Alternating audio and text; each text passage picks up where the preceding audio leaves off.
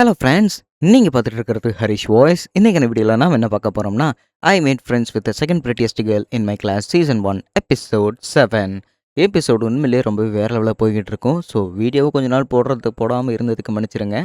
இதுக்கு மேலே கன்ஃபார்மாக நான் கண்டினியூஸாக போடுவேன்னு நினைக்கிறேன். அண்ட் அது மட்டும் இல்லாமல் மல்டிபிள் சீரீஸை ஹேண்டில் பண்ணலாம் அப்படின்னு இப்போ தோணுது. ஏன்னா ஒரே சீரீஸை போட்டுக்கிட்டு இருந்தால் கண்டிப்பாக போர் அடிக்குமில்ல. ஏன்னா ஒரு நாளைக்கு 2 எபிசோடுன்னு போட்டிருந்தாலுமே கொஞ்சம் என்கேஜ்மெண்ட் இருக்காது. பட் அந்த என்கேஜ்மெண்ட்காகவே நான் எபிசோட கொஞ்சம் எக்ஸ்டெண்ட் பண்ணலான்னு இருக்கிறேன். அண்ட் இன்னும் கொஞ்சம் எக்ஸ்ப்ளைன் கொஞ்சம் தெளிவாக பண்ணலான்னு இருக்கிறேன். ஏன்னா நிறைய பேர்த்துக்கு புரியல அப்படின்னு வேறு சொன்னீங்க.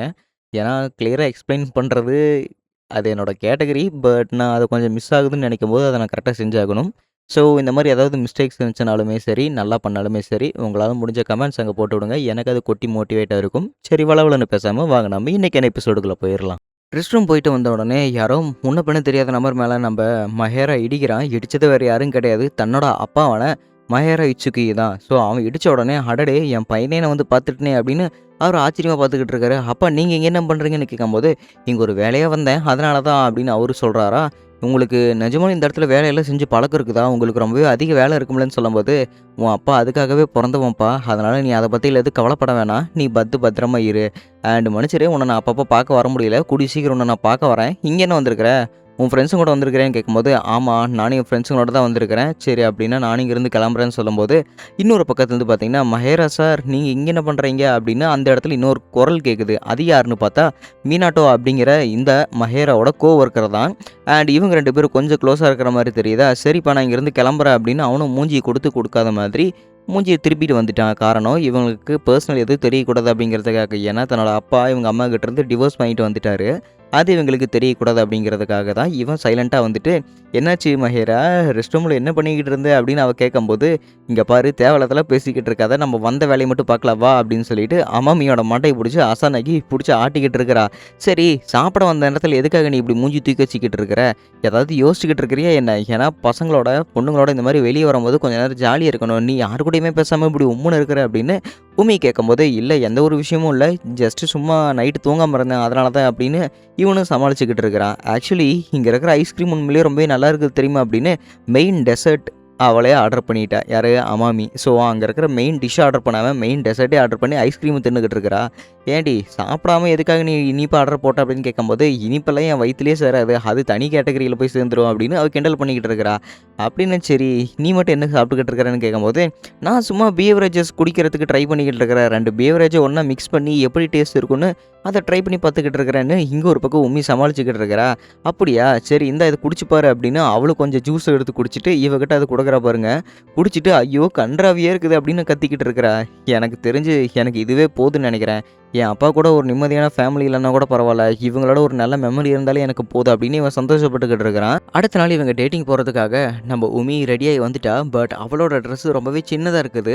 அவளோட காலை பார்த்துட்டு இங்கே மஹேரா ஒரு மாதிரி வெக்கப்பட்டுக்கிட்டு இருக்கிறான். அண்ட் அவள் கேட்ட காஃபியை கொண்டு வந்து கொடுத்ததுக்கப்புறம் காஃபி குடிச்சிக்கிட்டே இருக்கும்போது அவளோட காலையே அவன் பார்த்துக்கிட்டு இருக்கிறான்.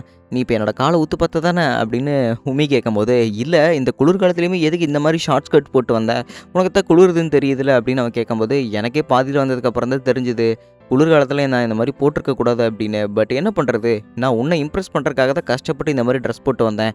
சரி சொல்லு எப்படி இருக்குது, ட்ரெஸ் நல்லா இருக்குதா அப்படின்னு அவளு கேட்கும்போது, எனக்கு சொல்கிறதுக்கு கொஞ்சம் கூச்சமாக தான் இருக்குது, பட் இருந்தாலும் வெக்கத்தை விட்டு சொல்கிறேன், உண்மையிலேயே இந்த ட்ரெஸ்ஸில் நீ ரொம்பவே அழகாக இருக்கிற அப்படின்னு அவனை வெக்கப்பட்டுக்கிட்டே சொல்கிறான். நிஜமாலுமே நீ இப்படி சொல்லுவோம் நான் நினச்ச கூட பார்க்கல, பட் இருந்தாலுமே எனக்கும் ரொம்ப சந்தோஷமாக தான் இருக்குது அப்படின்னு 2 பேரும் ஒருத்தருக்கு ஒருத்தர் அவங்களோட ஃபீலிங்ஸை ஷேர் பண்ணிக்கிட்டு இருக்கிறாங்களா. அப்படி இவங்க 2 பேர் கை கோர்த்துக்கிட்டு முதல்ல எங்கே போகலான்னு கேட்கும்போது, இவன் தன்னோட நிலைமையை பற்றியாவது யோசிச்சுக்கிட்டு இருக்கிறான். ஏன்னா இப்போ ஏற்பட்ட ஒரு நிலைமையில் இருக்கிறவன் ஒரு அவுட்டிங் போகும்போது என்ன ட்ரெஸ்ஸு கூட போட தெரியாதுன்னு இருக்கிறவன் இன்றைக்கி ஒரு பொண்ணால் கரெக்ட் செய்யப்பட்டு அவன் ட்ரெஸ்ஸிங் கொண்டு எல்லாத்தையுமே அவள் பார்த்துக்கிட்டு இருக்கிறா. இது நினைக்கும் போது அவனுக்கு ரொம்ப பெருமையாக இருக்குது. ஆனால் இவளுக்கு நிகராக இவன் இன்னும் ஆகலையே அப்படின்னு தான் இவனுக்கு ஒரு கவலையாக இருக்குது. அது மட்டும் இல்லாமல் தனக்கு இப்படி ஒரு குடும்பம் இருக்குது, டிவோர்ஸ் ஆன அப்பா இருக்கிறத நினச்சி பார்க்கும்போது இவனுக்கு ரொம்பவே கவலையாக இருக்குது. அதனால் நான் எப்படியாவது இவகிட்ட என் காதலை சொல்கிறதுக்கு ஏற்ற மாதிரி நான் தயாராகணும், இவளுக்கு தகுதியானவன் ஆகணும் அப்படின்னு யோசிச்சுக்கிட்டு இருக்கிறான். என்னாச்சு, ஏன் உனக்கு ஒரு மாதிரியாக இருக்கிற அப்படின்னு சொல்லும்போது, இல்லையே எனக்கெல்லாம் எதுவுமே இல்லையே அப்படின்னு அவனும் சமாளிக்கிறான். நீ சமாளிக்கிறத பார்த்தா உன் முகத்திலே தெரியுது, சரி வா நான் டிக்கெட் புக் பண்ணியிருக்கிறேன், நம்ம 2 பேருமே மூவி டேட்டுக்கு போக போகிறோம் அப்படின்னு மூவி இங்கே கூட்டிகிட்டு வந்துட்டா. அங்கே பாப்கார்ன் ஜூஸ் எல்லாம் வாங்கிட்டு வந்துட்டாங்க. பட் அங்கே இருக்கிற சீட்டை பார்த்தா தான் இவனுக்கு ஆச்சரியமாக இருக்குது. கப்புள் சீட் ஆர்டர் போட்டு வச்சிருக்கிறா. இப்ப எதுக்காக உமி கப்புள் சீட் போட்டிருக்கிறேன்னு சொல்லும்போது, பின்ன நீ நானு என்ன சிங்கிளா? 2 பேரும் கப்புள் தானே. கமிட்டடுக்கு தான் இந்த சீட் ஏற்கனவே ஸ்பெஷலா இருக்குது. அதனால தான் நான் இந்த சீட் நமக்காக ஆர்டர் போட்டு வச்சிருந்தேன். இந்த இடத்துல இப்படி உட்காராம வேற எப்படி உட்கார்றது அப்படின்னு அவ கைய உள்ள விட்டு அப்படி கட்டி பிடிச்சு உட்காந்துருக்கிறா. மத்த கப்புள்ஸ் இப்படி தான் உட்காந்துருக்காங்க. நீ அத பத்திலாம் ஒண்ணும் கவலைப்பட்டுக்காத. உனக்கு கவலைப்படுற மாரி இருந்தாலுமே நீ என்ன கண்டுக்காத அப்படிங்கிறா. அப்படியெல்லாம் நான் சொல்லவே இல்லையே. நீ என்ன பார்த்துக்கோ அப்படின்னு அவளுமே சொல்றா. ஸோ இப்படி இவங்க 2 பேருமே கொஞ்சி குழாவிக்கிட்டு இந்த படத்த பார்த்து முடிக்கிறாங்க. படத்த பார்த்து முடிச்சதுக்கப்புறம், "என்னாச்சு? இந்த படம் உனக்கு புடிக்கலையான்னு?" கேட்கும்போது, "படம் புடிக்கலையாவா? படம் உண்மையிலேயே சும்மா அற்புதமா இருந்தது தெரியுமா? இந்த மாரி ஒரு ஃபேண்டஸி அனிமே நான் பார்த்ததே கிடையாது. எங்கிருந்து வரும்? ஷார்க்லேருந்து ஆக்டோபஸு அண்ட் இப்பேற்பட்ட க்ரொக்கடைலு 2 பேருமே சண்டை போடுவாங்க. திடீர்னு ஒரு ரோபோட் மேன் ஏதோ ஒரு வேற்றுக்கிரக உலகத்திலிருந்து 3 பேருமே இப்படி சண்டை போடுறத, இந்த மாரி ஒரு ஃபேண்டஸி நான் பார்த்துருக்கவே முடியாது தெரியுமா?" அப்படின்னு அந்த படத்த பத்தி அவ பேச ஆரம்பிக்கிறா. "நீ இந்த அளவுக்கு இந்த படத்த நோட்டம் விட்டுக்கிட்டு இருந்தியா? நீ நிஜமாலுமே இந்த படத்த ரொம்ப விரும்பி பார்த்த போல இருக்குது. பட் எனக்கு இந்த படத்து மேல அவ்வளவுக்கு எதுவும் இன்ட்ரெஸ்ட் கிடையாது" அப்படின்னு இவன் இந்த படத்த பத்தி எக்ஸ்பிளைன் பண்ணும்போது, அண்ட் இவனுமே அந்த படத்த ரொம்பவே ஈகரா கேட்டுக்கிட்டு இருக்கிறான் அவ சொல்ல. சரி அப்படின்னா இதுக்கு மேல நம்ம எங்க போலாம் அப்படின்னு படத்த பேசி முடிச்சதுக்கப்புறம் 2 பேருமே யோசிக்கிறாங்க. ஆக்சுவலி எனக்கு இன்னொரு ஐடியா இருக்குது. நம்ம அங்க போலாம் வா அப்படின்னு நம்ம உமி ஒரு போர்ட காட்டுறா. அந்த இடத்துல என்ன இருக்குதுன்னா கரியோகி. ஸோ கரியோகினா நெறைய பேர்த்துக்கு என்னன்னு தெரிஞ்சிருக்கும். பேக்ரவுண்ட் மியூசிக் போடுவாங்க. அதுக்கேத்த மாரி இவங்க பாட்டு பாடணும். அந்த இடத்துக்கு தான் இவங்க போறாங்க. நிஜமாலுமே அந்த இடத்துக்கு நான் போய் பழக்கமே கிடையாது அப்படின்னு சொல்லும்போது, அப்படின்னா ரொம்ப வசதியா போச்சு. உன் மனசுக்கு புடிச்சவங்களோட அதாவது என் கூட நீ ஃபர்ஸ்ட் டைம் அங்க போறயில்ல. எனக்கு அது ரொம்பவே சந்தோஷம். அதனால நீ நானும் சேர்ந்து கண்டிப்பா இந்த இடத்துக்கு போயே தான் ஆகணும். நீ வா அப்படின்னு கட்டாயப்படுத்தி நம்ப மஹேராவ நம்ம உமி கூட்டிட்டு போறான். அங்க போனதுக்கப்புறம் அந்த பாட்டெல்லாம் பாடி கரெக்ட்டா 98% நிக்கிறா 100க்கு. அடேங்கப்பா! இந்த மாரி நீ பாடுவன்னு நான் நெனச்சு கூட பார்க்கவேலன்னு சொல்லும்போது, நானும் இந்த மாரியெல்லாம் பாடி ரொம்ப நாள் ஆகுது. சரி இந்தா நீ வேணா ஒரு தடவ ட்ரை பண்ணி பாரேன் அப்படின்னு மஹேரா கிட்ட மைக்க குடுத்துட்டா. அண்ட் அவனுக்கு பாடுறதுக்கு கொஞ்சம் கூச்சமா இருக்குது. அண்ட் இவனுக்கு இந்த பாட்டுமே சரியா வராது.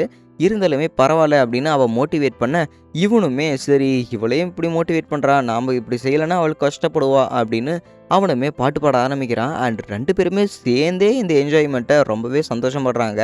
அண்ட் இப்படியோ இவங்களோட நாட்கள் போகுதா. அண்ட் அன்னைக்கு ராத்திரியே, "யப்பா! இன்னைக்கு ரொம்பவே ஜாலியா என்ஜாய் பண்ணோம்ல. சரி சொல்லு இதுக்கு மேல எங்க போலாம்? வீட்டுக்கு போலாமா? இல்ல சாப்பிட்டு எங்கேயாவது போலாமான்னு?" கேட்கும்போதே, "கொஞ்ச நேரம் அங்க போய் உட்காரலாம்" அப்படின்னு 2 பேருமே உட்காந்துருக்காங்க. எனக்கு உண்மையிலேயே ரொம்பவே நல்லா இருக்குது. ஆனா ரொம்பவே குளிருது. உன் பாக்கெட்ல நான் கொஞ்சம் கைய விட்டுக்கிறேன் அப்படின்னு அவளும் சொல்றா. அண்ட் அவளோட ஷர்ட்ல பாக்கெட் ரொம்பவே சூடா இருக்கு அப்படிங்கிறதுக்காகவே கட்டி பிடிச்சு அந்த பாக்கெட்ல இவ கைய விட்டுக்கிட்டு இருக்கா. ஆக்சுவலி நான் உன்கிட்ட ஒரு விஷயம் சொல்லணும்னு ஆசைப்படுறேன் அப்படின்னு அவன் தயங்கிக்கிட்டே ஒரு விஷயத்த சொல்றான்.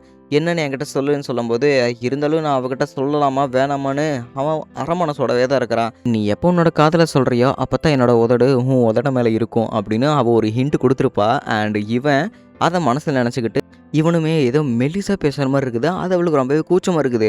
"நீ பேசுறது எனக்கு ஒரு மாரி கூசுது. நீ கொஞ்சம் சத்தமா தான் சொல்லேன்னு" சொல்லும்போது, "மன்னிச்சிரு நான் அத வேணும்னே பண்ணல" அப்படின்னு அவனும் சொல்றான். "சரி பரவால்ல விடு. இருந்தாலுமே சொல்லு" அப்படின்னு சொல்லும்போது, அவங்க இப்படி பேசிக்கிட்டு இருக்கிறாங்க. பட் இவனுக்கு ஆச்சரியம் தர மாரி அந்த இடத்துல இன்னொரு சம்பவம் நடக்குது. ஏன்னா, தன்னோட அப்பா அண்ட் அது மட்டும் இல்லாம அவங்களோட கோவொர்க்கரான மினாட்டோ அப்படிங்கிற அந்த பொண்ணுமே இங்க வராங்களா.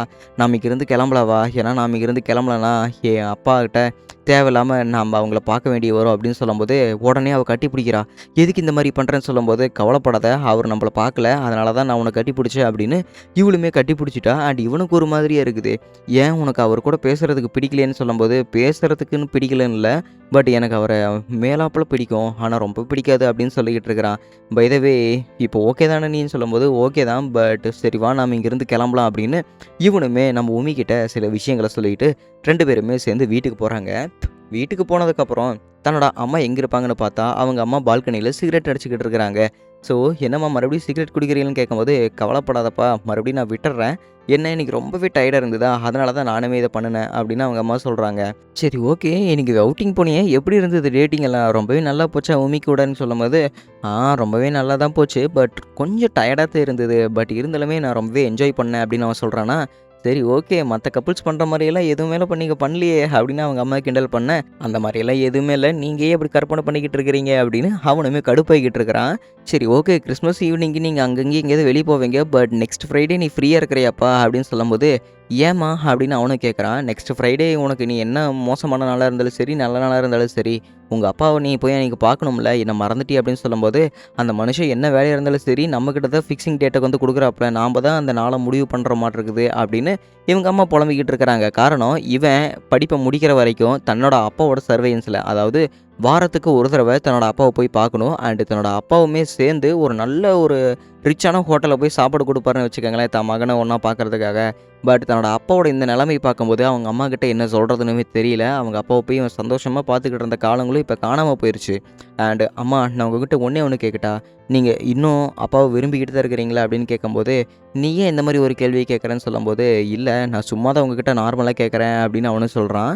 "இங்க பாரு, நீ பாட்டுக்கு ஏதோ புலம்பிக்கிட்டே இருக்கிற. நீ இந்த மாரியெல்லாம் தேவையில்லாத கேள்வி கேட்டுக்கிட்டு இருக்காத" அப்படின்னு அவங்களும் சொல்றாங்க. "என்ன மன்னிச்சிடுங்க, ஏதோ தூக்கத்தில இருக்கும்போது அப்படி சொல்லிட்டேன். பட் நீங்க எந்த கோச்சுக்காதீங்க" அப்படின்னு சொல்லும்போது, "கோச்சுக்கிறதா? அதெல்லாம் எதுவும் கிடையாது. பட் நான் ஆரம்பத்திலருந்தே அவர நான் காதலிச்சுக்கிட்டு தான் இருந்தேன். இப்பவும் நான் காதல் செய்வேன்" அப்படின்னு அவங்க அம்மா சொல்றாங்க. அண்ட் "நீங்க இன்னும் அதெல்லாம் மெமரீஸா வச்சிருக்கிறீங்களான்னு?" கேட்கும்போது, "கண்டிப்பா, நான் அது எல்லாத்தையுமே இன்னும் ஃபோட்டோ ஆல்பமா என் பொக்கிஷமா வச்சிருக்கிறேன்" அப்படின்னு அவங்க அம்மா சொல்றாங்க.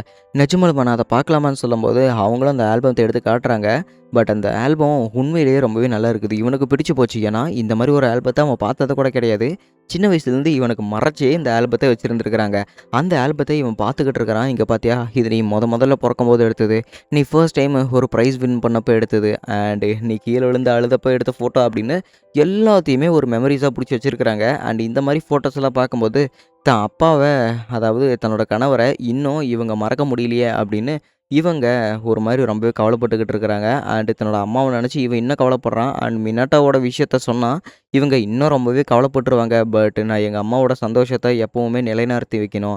அதுதான் ஒரு பையனா என்னோட கடமை அப்படின்னு மினாட்டாவோட விஷயத்த அவங்க அம்மாகிட்ட சொல்லாமயே மறைக்கிறதுக்கு ட்ரை பண்றான். அதோட எபிசோட் முடிக்கப்பட்டது.